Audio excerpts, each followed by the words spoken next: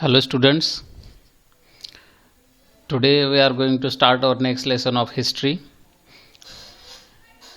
NCERT class 7th, second topic of history.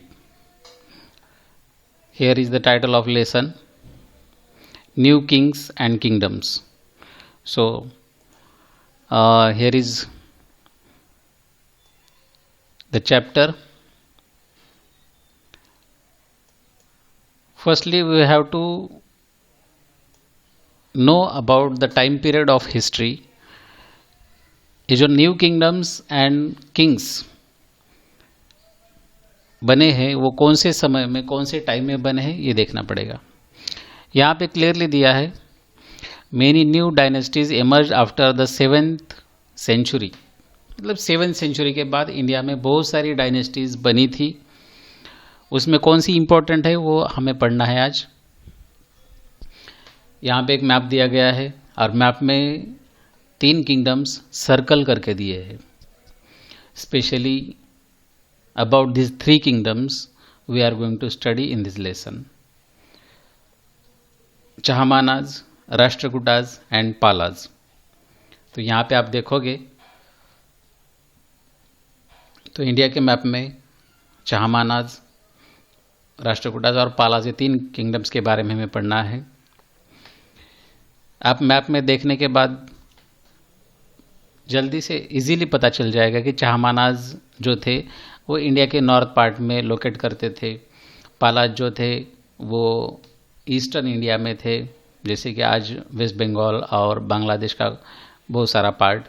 और राष्ट्रकूटाज जो थे वो महाराष्ट्र में स्पेशली थे, महाराष्ट्र का बहुत ज़्यादा पार्ट और कर्नाटका का कुछ पार्ट, देन आंध्र प्रदेश का कुछ पार्ट यहाँ पे लोकेट करते थे। सो ये लोकेशन तो हमें पता चल गई। अब हमें देखना है कि ये जो नए किंग्स और किंगडम्स थे ये बने कैसे। सो हम आगे स्टार्ट करते हैं। हमें देखना पड़ेगा the emergence of new dynasties. Dynasties का मतलब होता है किसी राजा का वंश, कोई राजवंश, जैसे कि मौर्यन डायनेस्टी है या कुषाण डायनेस्टी है या शुंगा डायनेस्टी है। एक डायनेस्टी में बहुत सारे राजा होते हैं, तो एक सीरीज होती है ऐसी, तो उसको डायनेस्टीज बोलते हैं। तो इन डायनेस्टीज का इमर्जेंस मतलब एक कैसे उदय कैसे हुआ, इमर्जेंस मतलब उदय। तो by the 7th century there were big landlords और warrior chief in different region of the subcontinent. Indian subcontinent जो है, इंडिया का जो पार्ट है, वहाँ पे बहुत सारे राजा थे, बड़े बड़े लैंडलॉर्ड्स मतलब भूस्वामी, जिनके पास बहुत ज़्यादा ज़मीन है, ऐसे लोग थे डिफरेंट एरियाज़ में, अलग अलग रीजन्स में। सो एक बात इम्पोर्टेंट यहाँ पे है कि जो लैंडलॉर्ड्स थे वो राजा का सामंत कहे जाते थे। जैसे कि राजा के अंडर रूल करता है, राजा उनको कुछ गांव देता है या उनके पास कुछ गांव होते हैं जो राजा को रिस्पॉन्सिबल होते हैं। ये सामंताज जो थे ये सबऑर्डिनेट्स का काम करते थे। सो ये जो राजा सामंता से उम्मीद रखते थे कि सामंता हमारे दरबार में आए, हमारे लिए कुछ गिफ्ट लाए, हमारी बातें सुने और कभी किसी के साथ वॉर करना हो तो हमें सपोर्ट करे, अपनी आर्मी में दे दे, क्योंकि सामंताज के पास भी बहुत ज़्यादा कभी कभी आर्मी होती थी। ये जो सामंता वर्ड है ये इम्पोर्टेंट है यहाँ पे। सो ये जो सामंता से बहुत सारी उम्मीद की जाती थी राजाओं से, लेकिन कुछ टाइम के बाद जब सामंता कोई बड़ा शक्तिशाली होता था, पावरफुल होता था, तो अपने आप को महासामंता ऐसे नाम दिया करते थे।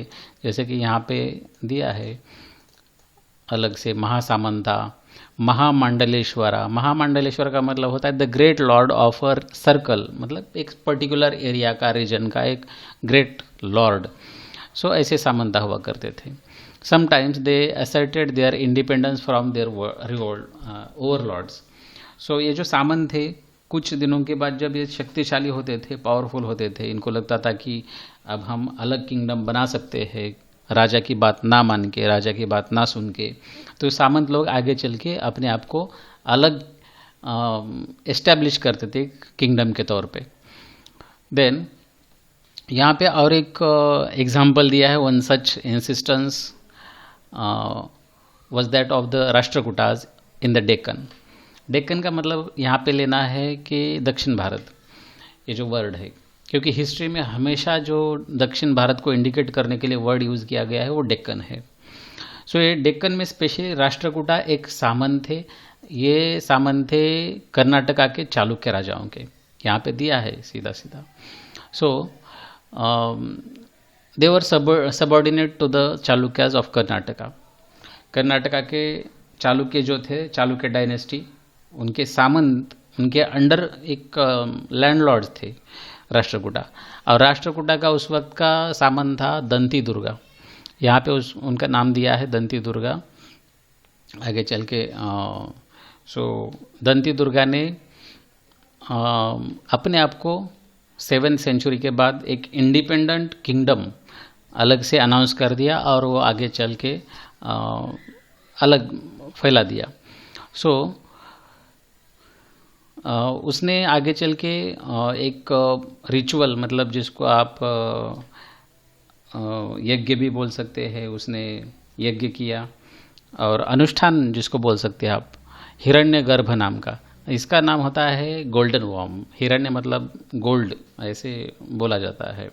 एक अनुष्ठान किया हिरण्यगर्भ नाम का। सो रिचुअल बोला जाता था, perform with help of Brahmins. तो ब्राह्मणों की हेल्प से इन्होंने एक अनुष्ठान किया और इनको फिर लोगों की मान्यता मिल गई, समाज की मान्यता मिल गई कि ये एक राजा है। सो कभी कभी इनको माना जाता था कि इससे ये जो यज्ञ हुआ करता था वो एक्चुअली सामंत, ये जो राष्ट्रकूटा थे कोई क्षत्रिय नहीं थे, लेकिन ये ऐसे माना जाता था कि इन्होंने जब हिरण्यगर्भ नाम का अनुष्ठान किया तो इसके बाद वो क्षत्रिय ना होते हुए भी क्षत्रिय बनकर रूल कर सकते, क्षत्रिय जैसा। सो इनको एक ये जो अनुष्ठान किया गया था उसके थ्रू ये रीबर्थ मतलब पुनर्जन्म माना गया था इनका। सो इस पुनर्जन्म के हिसाब से वो क्षत्रिय कहलाए गए बाद में, और इनको एक रिलीजियस के हिसाब से इनको रूल करने का अधिकार मिल गया। सो इन अदर केसेस वहाँ पे कुछ जो अलग अलग से लोग थे, सो इनकी एक हम एग्जांपल लेंगे तो इनकी आर्मी इन्होंने यूज़ करके, मिसाल के तौर पर एक कदम, मयूर शर्मण और गुर्जर प्रतिहार हरिश्चंद्र ब्राह्मण थे जिन्होंने अपने परंपरागत पेशे को छोड़कर शस्त्रों को अपना लिया था और क्रमशः कर्नाटक, राजस्थान में अपने सफलतापूर्वक स्थापित किए थे अलग अलग किंगडम्स। यहाँ पे दिया गया है। यहाँ पे मयूर शर्मन, गुर्जर प्रतिहाराज, हरिश्चंद्र वर ब्राह्मण्स, इनके नाम इम्पोर्टेंट है। सो हमें एक आगे देखना है कि ये जो नए किंगडम्स बन रहे थे इनका एडमिनिस्ट्रेशन, इनका प्रशासन कैसे चल रहा था। सो कभी कभी क्या होता था, सामंत जब अलग हुए राष्ट्रकूटा जैसे, तो इन्होंने अपने आप को नाम राजा रखा। और जो जैसे कि हमने अभी देखा, अगर समझो राष्ट्रकूटा चालुक्य से अलग होकर राजा बने हैं तो फिर राष्ट्रकूटा अपने आप को, चालुक्य अपने आप को अलग अलग, जैसे महाराजा, अधिराजा, महाराजा, ऐसे नाम रखा क्या करते थे। सो ये जो नए बने थे इन्होंने, इनमें से कई नए किंगडम्स ने, नए किंग्स ने अपने आप को अलग अलग टाइटल्स दे दिए। जैसे यहाँ पे महाराजाधिराजा है, मतलब great king, Overlord of the Kings, मतलब राजाओं का राजा, महाराजा। त्रिभुवन चक्रवर्तीन, सो मतलब 3 वर्ल्ड्स, जो 3 दुनिया बोली जाती थी कि आकाश, पाताल और धरती, इन तीनों का एक राजा अपने आप को नाम दे दिया। देन लेकिन ये भी एक बात यहाँ मानने की एक चाहिए कि जो राजा, नए राजा बने थे, ये जो अलग अलग दावा करते थे कि हम राजाओं के राजा है, हमें राजाओं से आशीर्वाद प्राप्त है या भगवान से आशीर्वाद प्राप्त है कि हम यहाँ पे जाके रूल करें। सो अपने सामंतों के साथ ही किसान, व्यापारी, ब्राह्मण संगठनों के साथ अपनी सत्ता की साझेदारी करते थे ये लोग। मतलब इनके किंगडम में जो भी बड़े बड़े लैंडलॉर्ड्स हुआ करते थे, ट्रेडर्स हुआ करते थे या ब्राह्मण हुआ करते थे, उनके साथ ये लोग अपनी पावर शेयरिंग करते थे, उनको कुछ राइट्स देते थे। मतलब ये जो राष्ट्रकूटाज और बाकी सारे नए किंगडम्स बन रहे थे, इनके एडमिनिस्ट्रेशन में ब्राह्मण्स, लैंडलॉर्ड्स और बड़े बड़े ट्रेडर्स बहुत इम्पोर्टेंट रोल प्ले करते थे. So in each of the states, यहाँ के हर एक राजा किंगडम्स में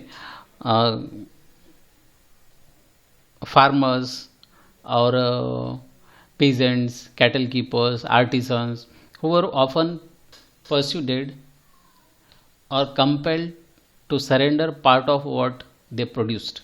Sometimes these were claimed as rent due to a lord of asserted that he owned the land. Revenue was also collected from traders. देखो यहाँ पे एक अलग बात मिलने के लिए देखने के लिए मिलती है कि यहाँ के जो व्यापारी थे, ट्रेडर्स थे, इनसे भी टैक्स लिया जाता था, राजस्व लिया जाता था और फार्मर्स के ऊपर टैक्स लगाया जाता था. जो कैटल कीपर्स होते थे, मतलब जिनके पास कुछ जानवर होते थे या कुछ गाय भैंस जैसे वो पालते थे, उनके ऊपर भी टैक्स लगाया जाता था, उनसे लगान वसूल किया जाता था. जो बड़े बड़े लैंडलॉर्ड्स थे, जिनके पास ज़मीन थी, ज़मींदार थे, उनके ऊपर टैक्स लगाया जाता था. और ये टैक्स पूरा एक राजा के राज्य चलाने के काम आता था. आप यहाँ पे देखेंगे कि वहाँ पे कितने ज़्यादा टाइप्स थे टैक्सेस के. ये नए किंगडम जो बने थे, इनके किंगडम्स में किसी रिकॉर्ड्स में हमें मिलता है कि there were 400 of types of taxes. यहाँ पे दिया है, the inscriptions of Cholas who ruled in Tamil Nadu refer to more than 400 terms for different kinds of taxes. The most frequently mentioned tax is vetti, taken not in cash but the form of forced labor, and kadamai or land revenue. There were also taxes on thatching the house, the use of ladder to climb palm tree, a case on succession to family property. यहाँ पे इतने ज़्यादा tax लगाए जाते थे कि कभी कभी ऐसे बोला जाता था कि किसी ने शादी की है तो मतलब शादी करने के बाद उसके ऊपर टैक्स. और कभी कभी बोला जाता था कि अगर किसी के घर में फार्मिंग में घर के सामने नारियल का पेड़ है, नारियल के पेड़ के ऊपर से नारियल तोड़ना है, उसके ऊपर टैक्स लगाया जाता था. नया घर बनाना है, घर बनाने के ऊपर टैक्स लगाया जाता था. इतने ज़्यादा टैक्सेस थे. बट ये टैक्सेस अलग अलग टाइप्स के वहाँ का प्रशासन, एडमिनिस्ट्रेशन चलाने के लिए उसके थ्रू पैसा मिलता था. और ऐसे माना जाता था कि ये जो सोर्सेस थे टैक्स जमा करने के, राजा के, वहाँ के किंग के फिनेंशियल राइट्स थे कलेक्ट करना रेवेन्यू. ओके, सो कुछ ये जो टैक्स से पैसा मिलता था, ये पैसा कहाँ जाता था? ये जो राजा लोग थे अलग अलग मंदिरों का, अलग अलग कैसल्स का, फोर्ट्स का निर्माण करते थे, अलग अलग मंदिर बनवाते थे, फोर्ट्स बनवाते थे. सो यही पैसा इसके बाद किसी दूसरे किंग के खिलाफ, किंगडम के खिलाफ अगर वॉर करना है तो वॉर के लिए यूज़ होता था. वॉर में बहुत ज़्यादा पैसा खर्च होता था, ये भी बात समझनी है. देन ये जो और ट्रेडर्स थे, जो बड़े बड़े व्यापारी थे, इनको एक जगह से दूसरी जगह ट्रेडिंग के लिए जाना पड़ता था. उनसे टैक्स लेके उनको प्रोटेक्शन दिया जाता था, क्योंकि कभी कभी उस वक्त कोई ट्रेडर रास्ते से जा रहा है तो उसके ऊपर अटैक करते थे कुछ डाकू लोग. तो उनसे राजा इनकी गारंटी लेता था कि हम आपको एक जगह से दूसरी जगह जाने के लिए प्रोटेक्शन दे देंगे. इसलिए ट्रेडर्स को भी टैक्स देना पड़ता था राजाओं को. और ये बहुत सारे अलग अलग टैक्स यहाँ पे आते थे.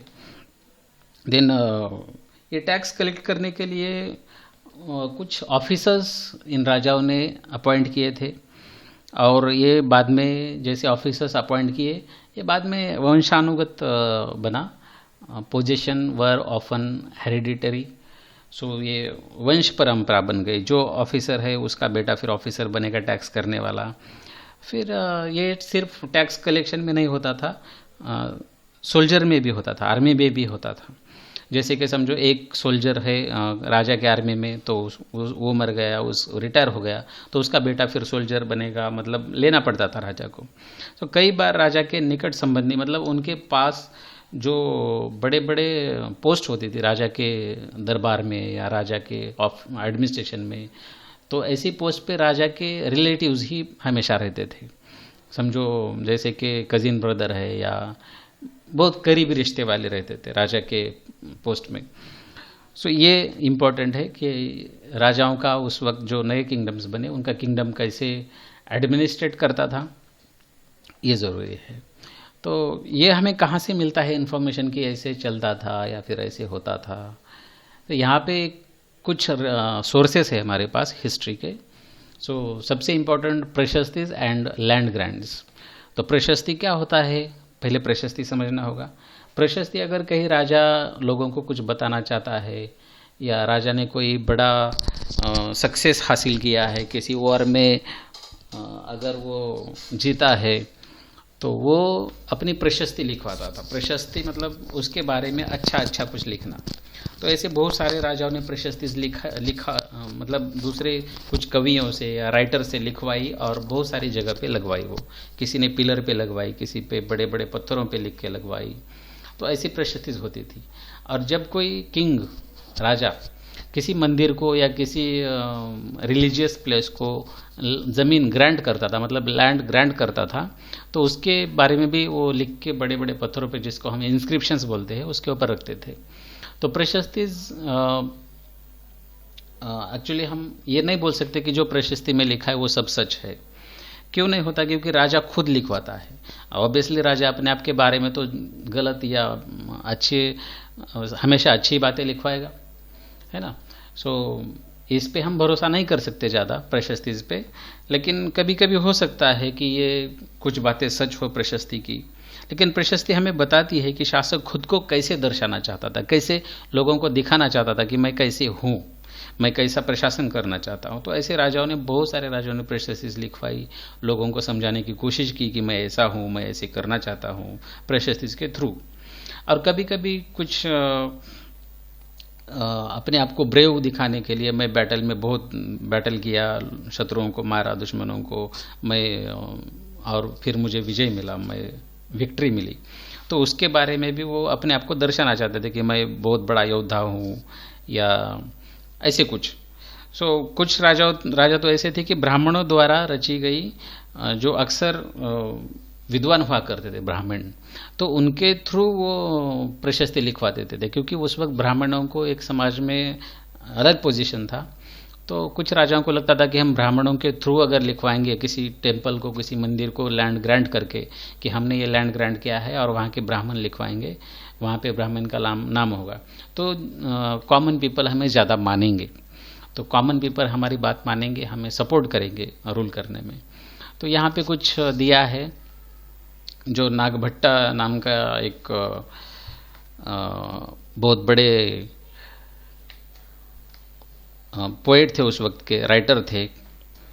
तो इन्होंने एक प्रतिहार नरेश दिया है यहाँ पे प्रशस्तिज।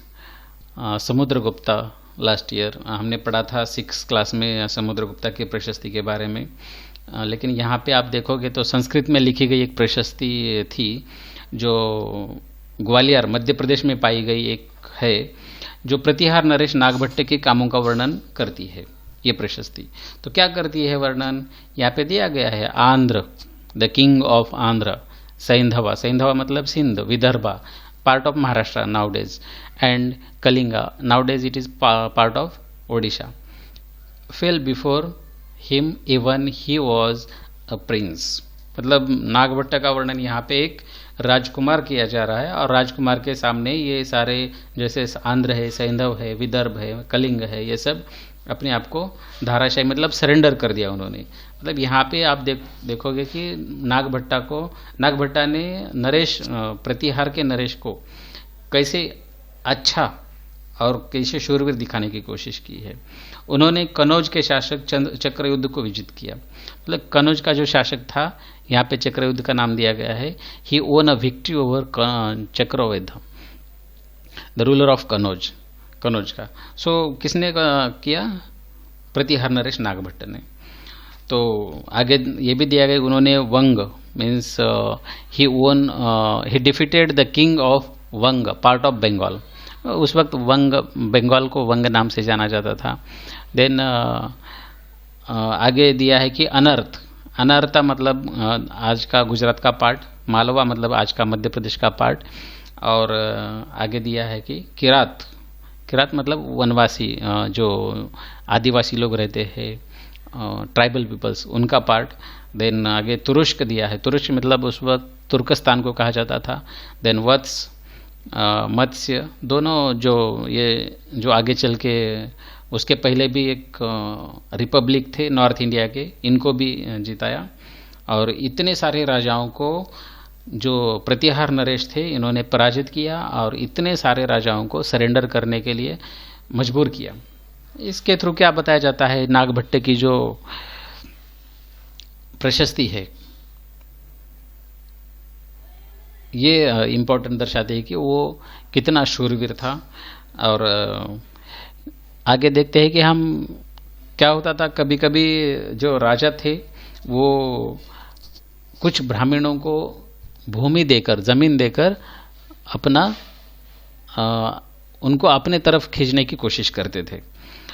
तो यहाँ पे कुछ एक पिक्चर दिखाया गया है कि ये जो ब्रॉन्ज प्लेट्स है, कॉपर प्लेट्स, सो ये कॉपर प्लेट्स इसमें संस्कृत में लिखा गया इसके ऊपर, जो जब राजा लोग ब्राह्मणों को लैंड ग्रांट करते थे या कुछ पैसा देते थे या जो भी कुछ हेल्प करते थे, उनके रिकॉर्ड्स ऐसे कॉपर प्लेट्स पे लिखे जाते थे।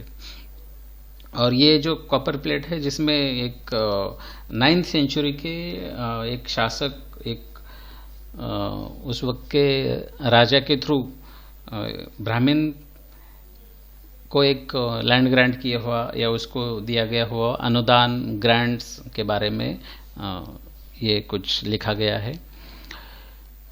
सो यहाँ पे कुछ what was given with land, ज़मीन के साथ और क्या दिया जाता था, या सिर्फ ज़मीन नहीं दी जाती थी उस वक्त, ज़मीन के साथ और भी कुछ दिया जाता था, उसका यहाँ पे